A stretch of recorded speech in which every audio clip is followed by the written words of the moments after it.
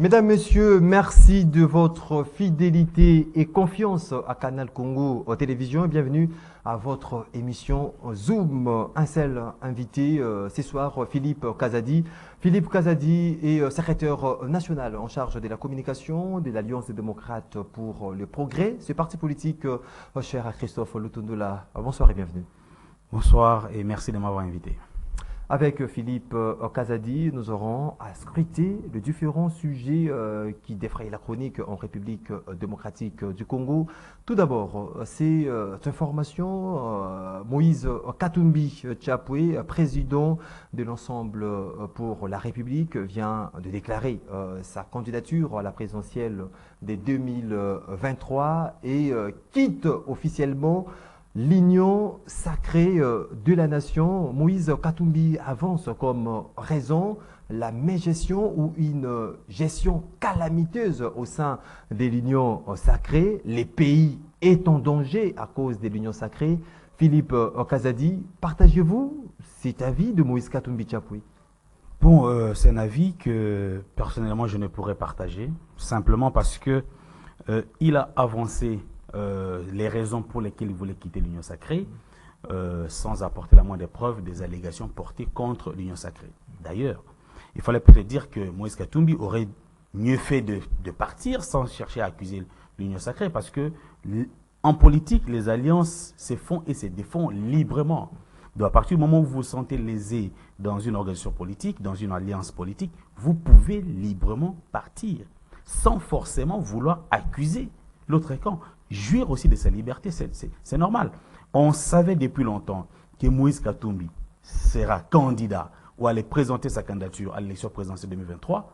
Aujourd'hui, au regard de la configuration politique, au sein de l'Union sacrée, il ne peut pas présenter cette candidature-là. Parce que l'Union sacrée porte la candidature de Félix Antoine Tshisekedi Tshilombo. Et on ne peut pas voir les deux coqs qui chantent dans un même poulailler. C'est comme ça qu'il a pris sa liberté. Je pense que c'est au nom de la liberté que Moïse Katumbi et de ses ambitions personnelles, de briguer le magistrat suprême, qu'il a pris la décision de quitter l'Union sacrée. Mais quant à dire qu'il quitte l'Union sacrée parce que la gestion est chaotique, je ne partage pas cet avis, d'autant plus que nous enregistrons aujourd'hui des réalisations dans le cadre de l'Union sacrée menées par le chef de l'État, Félix Antoine Tshisekedi Tshilombo, et nous pouvons dire qu'à notre point de vue, que notre bilan il est satisfaisant. Nous demeurons, c'est au peuple de juger. Mais alors, s'il y a un acteur politique, comme Moïse Katumbi dit que la gestion est chaotique, j'aurais bien voulu qu'il apporte les preuves de ces allégations. Les pays est en danger parce qu'il faudra les dire, il faudra les rappeler. À l'époque, au régime de Joseph Kabila Kabange, Moïse Katumbi a parlé du premier penalty, deuxième penalty transformé par Joseph Kabila, troisième penalty. Il s'est opposé catégoriquement à ces troisième penalty. Aujourd'hui, pensez-vous que la population congolaise fait toujours confiance à l'Union sacrée, incarnée par Félix Antoine Tshisekedi Tshilombo, où on peut donner aussi raison à Moïse Katumbi parce qu'à l'époque, il a parlé des défauts pénalty, que le troisième faux pénalty ne pouvait pas accorder à Joseph Kabila le troisième faux pénalty. Non, il faut remettre ses propos dans les contextes. Moïse Katumbi a parlé des faux pénalty, sous-entendant que la première élection, la deuxième élection de Joseph Kabila était manœuvrée, étaient des fausses élections. Donc Kabila avait engagé des fausses victoires. Et qu'il ne fallait pas, à ces deux faux pénaltys, en ajouter un autre. Mais pour les cas de Félix Tshisekedi, il ne s'agit pas de faux pénaltys. Parce que déjà, les élections de 2018... Parce qu'il a décrié, il a dénoncé même la gestion sous Joseph Kabila. Excusez-moi, oui, la gouvernance sous Joseph Kabila. Parce que vous avez parlé... Vous avez parlé des faux pénaltys. La gestion de Joseph Kabila et la gestion de Félix Tshisekedi ne sont pas comparables. Je ne vois pas comment vous pouvez comparer celui qui a trouvé le budget à 4 milliards, 6 milliards et qui l'a ramené à 15 milliards à Joseph Kabila. Non, vous ne pouvez pas comparer Joseph Kabila et Félix Tshisekedi sur le plan de la gestion. Mais parce que vous parlez de Moïse Katumbi qui n'a pas de faux pénalty, je veux vous dire qu'aujourd'hui, il ne peut pas dire que le chef de l'État a bénéficié d'un premier faux pénalty parce que il n'a pas été l'organisateur des élections de 2018. OK? Que ces élections-là aient été chaotiques ou pas, Félix Tshisekedi n'en a pas été l'organisateur. Donc on ne peut pas lui incomber la responsabilité de ces élections-là.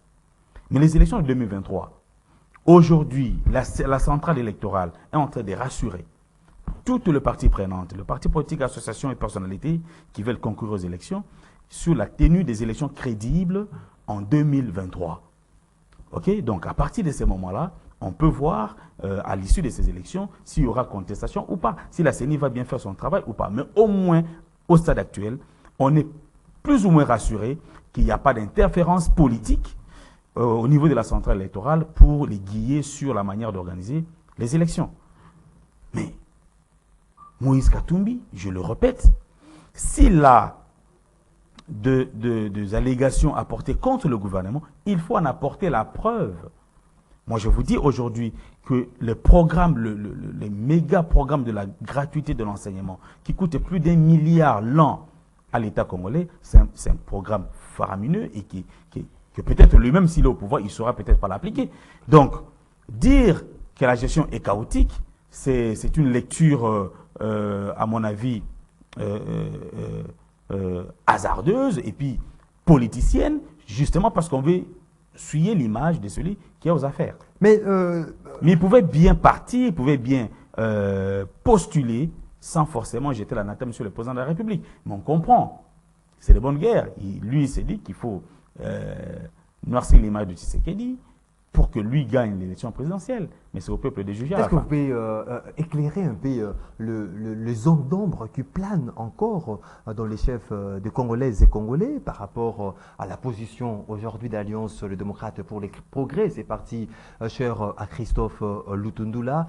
La population doit comprendre à ces jours que l'ADP s'est déjà soustrait de l'ensemble pour la République, que vous marchez en solo, ou bien vous êtes encore au sein de l'ensemble pour la République de Moïse Katumbi? Écoutez, l'Alliance de démocrates pour le progrès, ADP, comme parti politique, n'a jamais été membre d'ensemble pour la République. Mais vous avez travaillé avec Moïse Katumbi? Bien sûr. En collaboration avec ces partis, avec votre parti, l'ADP? Mais bien sûr, comme lui aujourd'hui est en train de travailler avec Félix Tshisekedi, il a pris la décision de partir. Mais je veux dire que l'ADP n'a jamais... Tous ces partis qui travaillaient avec le parti avec Moïse Katumbi se sont regroupés, se sont mués ensemble pour la République. Non. Certains partis ont accepté de se muer ou de mettre leurs forces ensemble pour créer ensemble pour la République. Mais l'Alliance des démocrates pour le progrès n'est pas partie, ne fait pas partie de ces mouvements politiques, de ces organisations politiques qui ont décidé d'aller créer ensemble pour la République. Donc pour dire que Christophe Lutundula n'a pas été désigné ministre au sein de l'Union sacrée grâce à Moïse Katumbi. Non, mais enfin, vous posez des questions un peu ambivalentes à mon sens, parce que vous posez la question sur l'Alliance des démocrates pour le progrès comme vous êtes libre de membre de Ensemble pour la République. J'ai déjà dit non. Ah, maintenant, pour ce qui est de Christophe Lutundula, je crois que il y a un moment, il avait répondu à cette question à travers les antennes d'une radio de la place que, en tant que député national, il continue à être membre de Ensemble pour le changement. Parce que c'est à ce titre-là qu'il a été élu. Ensemble pour le changement. Rappelez-vous que c'était au moment où le président, disons, le Ensemble pour la République, à travers certaines personnalités, avait déclaré ne pas être disposé à partager les bilans avec les chefs de l'État. Et Christophe Lutundula accepte de partager ces bilans. A dit que c'était quand même illogique d'être membre d'un gouvernement et de ne pas accepter de partager les bilans positifs ou négatifs de ce gouvernement. Et que dans l'hypothèse où le bilan est positif, ça signifie qu'il y a quelqu'un qui a quand même conduit les affaires pour que le bilan soit positif. Et que celui-là vous dit qu'il veut rempiler, qu'il veut présenter sa candidature pour la deuxième fois. Si vous lui dites non, ça signifie que vous reconnaissez implicitement qu'il a échoué dans son bilan. Mais si vous dites oui, donc vous êtes d'accord de partager avec lui les bilans, il faut les faire. Honnêtement, scientifiquement, Christophe Lutundula ne peut pas, à son rang, accepter de bénéficier de la confiance du chef de l'État, d'être membre d'un gouvernement et de dire qu'il ne peut pas partager le bilan de ces gouvernements-là. Dans la mesure où lui-même est résolument engagé pour que dans son portefeuille, dans son secteur, il puisse engager des résultats positifs. Donc, on ne peut pas se dédire demain. Ce discours qui tenait Ensemble pour la République pouvait tenir au deuxième mandat de Félix Tshisekedi. En fait, même si au premier mandat, mais si Tshisekedi il ne va pas postuler au deuxième mandat. Le temps est mal choisi, selon vous. Le temps est mal choisi et que la procédure, je pense que la démarche adoptée aussi, elle est mauvaise parce qu'on adopte une démarche pour s'attaquer au chef de l'État, sachant très bien qu'il y a des ministres d'Ensemble pour la République qui sont au gouvernement et s'attaquer à ces gouvernements, donc c'est remettre en cause, c'est une insulte même vis-à-vis de ministres d'Ensemble, de ses propres pions. Donc c'est une insulte et c'est inacceptable. C'est inacceptable, mais Philippe Kazadi, Franck Diongo quitte l'Union sacrée, il a jugé aussi paix orthodoxe la gouvernance au sein de cette coalition. Moïse Katumbi vient de quitter l'Union sacrée, qui revient sur le même motif évoqué par Franck Diongo. Qu'est-ce qui ne va pas, ou bien est-ce les départs de Moïse Katumbi, Franck Diongo, peut avoir un effet déstabilisateur de cette coalition? Non, bien non, pas du tout, bien au contraire. Mais Moïse Katumbi lui-même, quand on lui a posé la question de savoir si il ne regrette pas le fait que, s'il ne craint pas que certains députés ou certains de ses ministres puissent se désolidariser de lui, il a dit quoi? Il a dit que ils vont partir, les autres les remplaceront. Donc, tout comme lui aussi a quitté l'Union sacrée, il sera remplacé par l'autre. Franck Diongo a quitté, il sera remplacé par quelqu'un d'autre. Donc, je dis tantôt ici qu'en politique, les alliances se font et se défont librement. Lorsque vous constatez que dans une famille politique, vos intérêts ne sont plus garantis, c'est de notoriété publique que vous pouvez décider de partir. Vous pouvez décider de partir. Mais seulement chez nous, on pense que quand on se désolidarise de quelqu'un, il faut l'insulter, il faut jeter l'anathème sur lui. Moi, je ne suis pas de cette politique-là. En tout cas, dans notre parti, vous ne nous attendez jamais à insulter Moïse Katumbi ou insulter qui que ce soit. OK? Ou même le travail abattu par qui que ce soit. Nous, on n'insulte pas, mais on préfère apporter des preuves sur les allégations que nous pouvons porter contre un acteur politique ou un gestionnaire de la République. Est-ce que Moïse... Il vous souviendra qu'à une des émissions, ici, sur ces plateaux, j'avais beaucoup décrié la gouverneure de la ville de Kinshasa, qui est fait par Jatini Gobila, et membre aussi de l'Union sacrée. On avait pour preuve les inondations. On avait pour preuve les inondations prévisibles à Kinshasa et qui a causé autant de morts. Vous voyez? Donc, ça, ce sont des preuves. Ce n'est pas une attaque personnelle vis-à-vis du gouverneur de la ville. Mais c'est une attaque par rapport à la gestion de la ville et les résultats de cette gestion sont là. Moïse Katumbi fait-il peur à l'Union sacrée? Bon, écoutez, moi je pense que il est hasardeux ou dangereux en politique de minimiser les adversaires. En décidant de quitter l'Union sacrée, Moïse Katumbi s'est érigé comme un adversaire politique au chef de l'État. Il faut les prendre au sérieux comme tels. Vous parlez de l'instauration de la démocratie, un État démocratique. Il y a la démocratie au sein de l'Union sacrée. Moïse Katumbi qui déclare être candidat déjà pour la présidentielle de 2023. Il y a directement des obstacles. On écoute de part et d'autre ces arguments qui met un peu entre guillemets la nationalité de Moïse Katumbi. Est-ce que ça ne sera pas un alibi pour vous de l'Union sacrée d'essayer par le moyen conséquent pour écarter Moïse Katumbi de ce chemin?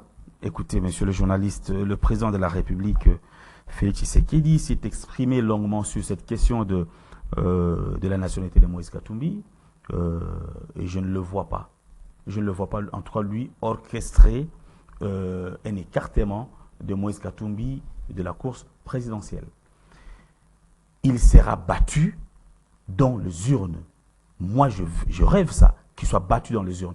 Parce que nous ne pouvons pas trouver des alibis aux gens qui, après avoir perdu les élections, ou des gens qui pouvaient bien perdre les élections et qu'on dise non, Félix Tshisekedi a gagné les élections parce que Katumbi n'était pas là. Non, nous allons battre tout candidat qui va se présenter. Il est libre de se présenter et il va se présenter et on va concourir avec lui et nous allons le gagner démocratiquement dans les urnes. C'est ça la chose et nous travaillons pour que cela se réalise.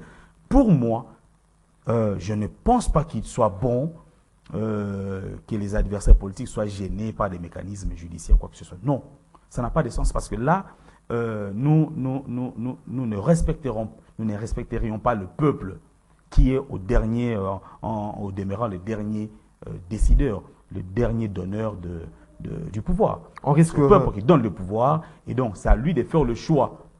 Même si on peut dire que la nationalité de Moïse Katumbi est douteuse, lui-même il reconnaît que son père est grec, mais est-ce que du point de vue des textes de chez nous, il peut postuler ou pas? Si le texte le permet qu'il postule, mais qu'il postule. C'est au peuple de savoir que celui-ci n'est pas 100% congolais et de ne pas lui accorder les votes. Ce n'est pas à nous, acteurs politiques, qui voulons concourir, de dire non, toi, tu mérites d'être dans la course, pas quelqu'un d'autre. Non, ça serait une fuite en avance. Mais je ne vois pas Félix Tshisekedi s'est lancé dans une telle entreprise. Lorsque vous parlez de Moïse Katumbi, que vous aurez appris que son père est grec, non, je ne l'ai pas appris. Il le dit lui-même. Il y a des vidéos, il dit lui-même que son père est grec. Il y a d'autres personnes qui l'envoient en Zambie, d'être zambien. Ne craignez-vous pas que, à l'aube ou avant, en prélude bien justement de ces élections de 2023, que les parlements activent cette proposition de loi proposée par l'homme de père et de mère, Noël Tchani? Bon, je l'ai déjà dit, et je m'apaisantis sur le propos du chef de l'État. Que la présidentielle, exclusivement congolais de père et de mère. Écoutez, ne tentez pas de vouloir mettre ces allégations ou ces projets sur la tête du régime de Félix Tshisekedi, parce qu'il n'en est pas l'auteur, il n'en est pas non plus le commanditaire. Ok? Félix Tshisekedi veut affronter tout le monde qui est dans la régularité et dans la légalité, dans les urnes, pour les battre dedans, pas en dehors. Pas en dehors, donc vous pensez que vous avez tous ces atouts de battre tout le monde. Mais nous avons un seul atout, c'est notre bilan. Aujourd'hui, vous avez plusieurs adversaires. Hein? Et nous allons le défendre.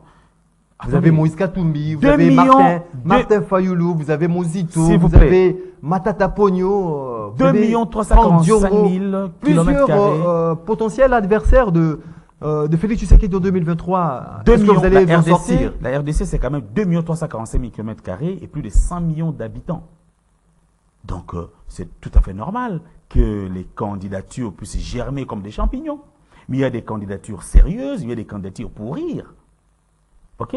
Il y en a qui viennent juste tester leur popularité. Il y en a qui viennent avec assurance d'être élus ou d'être réélus, comme le cas de Félix Tshisekedi. Félix Tshisekedi a un seul atout, c'est son bilan. Et le travail qu'il est en train de faire aujourd'hui va lui apporter des dividendes politiques en termes électoraux, demain ou non.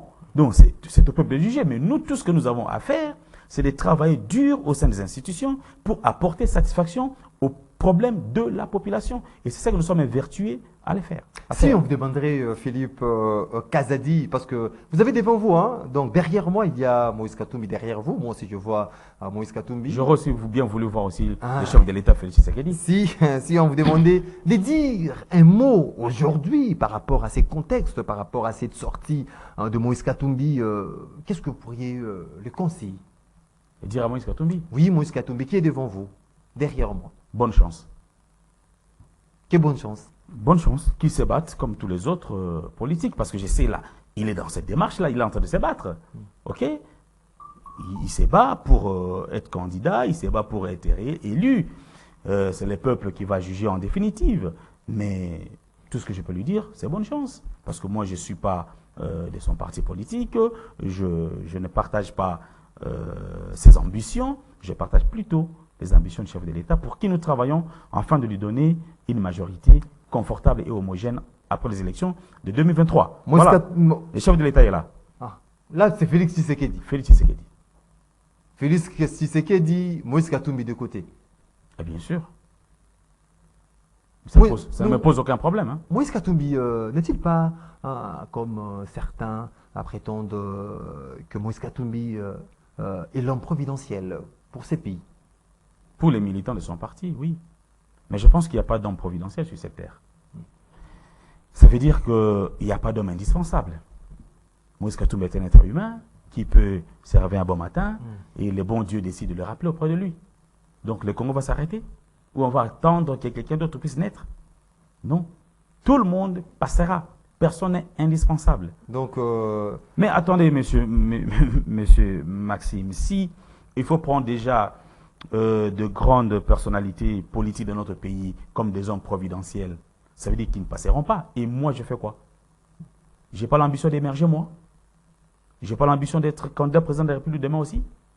Les ambitions existent. mais pas aujourd'hui. Parce que vous-même, vous venez de les signifier sur bien ce plateau sûr. qu'au sein de l'Union sacrée, donc personne ne peut oser dire que non, moi je suis candidat à la présidence. Non, je n'ai pas dit, qu'au sein de l'Union sacrée, Oui. personne ne peut oser. Je dis qu'au sein de l'Union sacrée, nous soutenons la candidature de Félix Tshisekedi.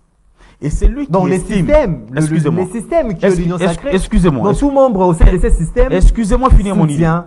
Excusez-moi. Oui. Tout celui de l'Union sacrée qui veut être candidat président de la République n'a qu'à se créer sa plateforme politique. C'est ce que je veux dire. Si vous êtes Donc candidat dans une famille... présidentiel Excusez-moi. en 2023, dans l'Union sacrée, c'est Félix Tshisekedi. Excusez-moi. Vous êtes membre d'une famille politique. Le père de cette famille politique dit qu'il sera candidat aux prochaines élections. Et puis il y a un membre qui dit qu'il sera candidat aux prochaines élections. La chose la plus simple à faire pour ces membres-là, c'est de quitter la famille politique de son père et aller créer sa propre famille politique. Et ça ne sera pas pour jeter des colibés à ton père ou à ton ancienne famille. Ça peut paraître quelque peu de l'ingratitude en faisant cela. Ok, mais je respecte la liberté des uns Est-ce et que je des suis de autres. l'ingratitude Eux, ils de sont Moïse Katumbi? Ceux qui quittent et qui veulent tirer sur les chefs de l'État sont libres de le faire. Est-il ingrat, S'il vous Moïse plaît, Katumbi? ceux qui quittent l'Union sacrée et qui veulent tirer sur le régime de Félix Tshisekedi sont libres de le faire. Nous qui sommes au sein du régime, nous sommes aussi libres de défendre et que l'arbitre, Qui est le peuple? le souverain primaire, va trancher le moment venu. Le peuple est de quel côté entre vous de l'Union sacrée que vous le savez pertinemment bien que lors de la création de cette plateforme, Félix Tshisekedi a parlé du salut. L'Union sacrée était le salut pour le peuple congolais. Est-ce qu'aujourd'hui, vous voyez l'Union sacrée être salut de la population congolaise? Je ne comprends pas bien votre question. L'Union sacrée et les saluts pour le peuple congolais, le mot est trop grave. Mais je pense que l'Union sacrée, comme organisation politique humaine, est en train de travailler pour apporter des solutions aux problèmes de la population. Aujourd'hui, vous ne voyez plus les grèves dans la fonction publique. Les fonctionnaires sont contents de voir leur salaire augmenter et que la régularité de paye est là. Donc, quand je prends cet aspect, pour cela, pour cette catégorie sociale, même si vous leur dites que l'Union sacrée est le salut du peuple congolais, ils diront non, parce que le mot est trop grave. Mais si vous dites qu'est-ce que l'Union sacrée a apporté une solution à un de vos problèmes, ils diront oui. Il y a eu des solutions. Ah bien sûr, je parlais de l'augmentation du salaire et de la régularité de paiement de ces salaires-là. Mais que répondriez-vous à tous ces mondes qui aujourd'hui en l'air disent que non, voilà, le budget est des 15 milliards de dollars américains, mais sur terrain, la population ne palpe pas cette réalité. Rabais de prix, peut-être au marché, tout consort, mais il y a toujours le prix est à la hausse. Non, on fait la confusion. Le budget est le reflet des ambitions financières en termes de mobilisation des recettes, du gouvernement. Aujourd'hui, la barre est placée très haut en termes de mobilisation de recettes. Aucun gouvernement n'a tenté d'amener les budgets jusqu'à ce niveau-là. Et que nous, notre régime, ramène le budget à 14-15 milliards, pas de manière farfelue, mais parce que vous voyez, vous êtes journaliste et vous êtes au courant de mobilisation des recettes par nos régies financières. Okay? DGI et autres. Ça, DGI et autres. Donc ça, c'est une démonstration de la volonté politique de mieux faire les choses. Maintenant, le côté augmentation des prix des produits sur le marché, ça implique d'autres, ça prend en compte d'autres facteurs, notamment les lieux de production, l'acheminement et les lieux de la vente. Tout ça a un coût et ça va influencer le prix. Donc, là où vous pourriez peut-être dire, c'est que nous n'avons pas mis en place un système de production de denrées alimentaires au niveau local, ce qui est une nécessité, et le président de la République en est conscient, mais chaque chose doit se faire en son temps et à sa manière, selon le moyen aussi disponible. Donc, quand on fait avec un tel budget, je pense que nous allons amorcer la production au niveau local. Parce que si on ne produit pas, les denrées alimentaires continueront à coûter cher sur le marché. Et la conséquence, c'est que le prix, disons, l'augmentation des salaires ne sera pas ressentie par la population vu l'augmentation des produits sur le marché. Ça, on est conscient, on n'est pas idiot, on comprend, on connaît, mais on est en train d'agir selon le moyen aussi disponible. Voilà, donc la volonté politique de mieux faire est là. Et une chose, ce qui est bon, ce qui est agréable avec Félix Tshisekedi, c'est que... Ce qui est agréable. On ne peut pas l'accuser de manquer de volonté politique pour mieux faire. Ça, c'est un capital. Ça, c'est un atout majeur. Cette volonté, Bien sûr. On veut voir les concrets, Philippe Kazadi. Les temps, je crois l'avoir déjà dit une fois ici, que le temps social qui veut des solutions immédiates aux problèmes qui se posent ne correspond pas forcément au temps politique qui fait face à des pesanteurs endogènes et exogènes. Ça, ce sont des choses qu'il faut mettre en tête. Parlons-en à présent de l'agression de la République démocratique du Congo dans sa partie est, avant de terminer cette émission.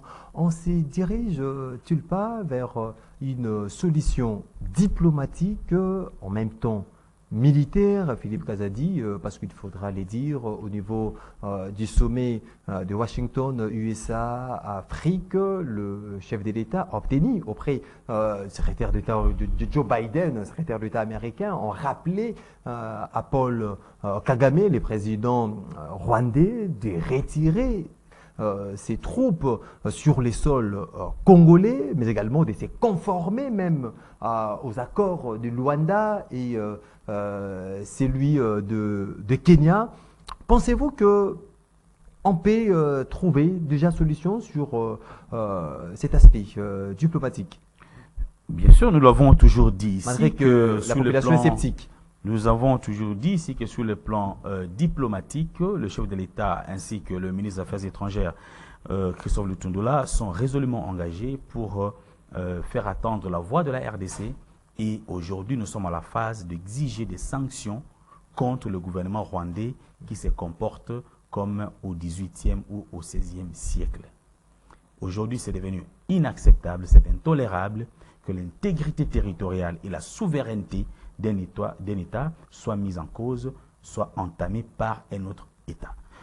On l'a dit à maintes reprises que la guerre à l'Est est une guerre d'agression du Rwanda contre notre territoire et qu'à travers cette agression, le Rwanda veut bien tirer profit de nos ressources naturelles. Ça, c'est maintenant des notoriétés publiques. Et on l'a dit ici, nous le répéterons aujourd'hui et demain, que tant sur le plan diplomatique que sur le plan militaire, nous allons continuer à nous battre. Le FRDC n'a pas croisé le bras. Et au finish, c'est la RDC qui va l'emporter. Les langues commencent à se délier pour condamner le Rwanda. C'est bon. Mais nous ne sommes pas à la COP 15. Mais nous ne sommes pas dupes pour en être satisfaits. Ok? Nous attendons des véritables sanctions et surtout, ce qui va nous créer la véritable satisfaction, c'est le retrait de toutes les troupes du M23 et du Rwanda de notre territoire et surtout qui laisse le peuple congolais en paix. Nos compatriotes qui n'ont plus d'asile, qui n'ont plus où habiter aujourd'hui, doivent retourner dans leur territoire, dans leur maison, ainsi de suite. Donc vous pensez que vous Ok. allez trouver gain de cause? Monsieur Maxime, je le redis encore que les temps politiques et les temps sociaux sont totalement différents. Et aujourd'hui ou demain, la RDC va gagner cette guerre. Va gagner cette guerre. Que diriez-vous ou que pensez-vous de ces lobbying de la Chine, les représentants de la Chine au niveau du Conseil de sécurité des Nations Unies a plaidé en faveur de la RDC pour la levée de l'embargo qui pèse sur le pays de Félix Tshisekedi par rapport aux achats d'armes. Vous commencez déjà à convaincre le 5 États souverains de... Mais je vous vois parler de cela froidement. Si aucun État n'avait voté pour la RDC, vous seriez ici, vous montriez sur vos chevaux pour ah non, vous ne faites rien, ainsi de suite. Mais lorsque la Chine soutient notre position, au fait soutient la RDC, pour qu'on lève cette mesure injuste, vous en parlez froidement. Non, je veux bien que tous les opposants qui passeront ici, qu'ils vous disent aussi, qu'ils reconnaissent qu'à travers notre diplomatie, la Chine est parvenue à prendre position pour la RDC. Et nous, ce n'est pas une diplomatie agissante. Ce n'est pas ces positions-là qui... on ne travaille pas pour obtenir ces positions. Nous travaillons pour obtenir l'intégrité territoriale de notre pays. Nous ne travaillons pas pour avoir les soutiens déclarés de la Chine ou les soutiens déclarés même des États-Unis. Nous travaillons pour avoir recouvrer l'intégrité territoriale de notre pays et que la population congolaise puisse vivre en paix. En gros, qu'est-ce que la population doit retenir de tout ce qui a été dit ici, Philippe Kazadi? De tout ce qui a été dit face à la population. Écoutez, la population doit retenir qu'en 2023, Félix Tshisekedi sera candidat et que nous travaillons pour sa réélection et cela, notre vœu va se réaliser. Autre chose, ce que les autorités sur le plan sécuritaire sont les employés, tant sur le plan militaire que diplomatique, pour apporter la paix à notre peuple qui a tant souffert dans la partie Est. Autre chose qu'il faut retenir, c'est que les efforts que le gouvernement est en train de fournir aujourd'hui sur le plan social vont être davantage couronnés de succès parce que la détermination, elle est grande, elle est sans faille. Philippe Kazadi, secrétaire national de l'Alliance des démocrates pour le progrès, ADP, c'est parti cher Christophe Lutodola. Je vous dis merci pour le temps accordé. C'est moi qui vous remercie pour l'honneur qui m'a été fait de m'inviter. Vous étiez nombreux à suivre cette émission. Je vous dis merci de votre sympathique attention. Une émission réalisée par Moro Njambe. Olivier Longwango Christella était derrière les caméras pour la prise de vue. Christian Banjolo à la régie d'antenne. Je vous retrouve très prochainement pour un autre numéro pour parler Congo. Ça sera avec le même plaisir qui nous anime. D'ailleurs, d'ici là, portez-vous bien et bonne continuité sur votre chaîne. Au revoir.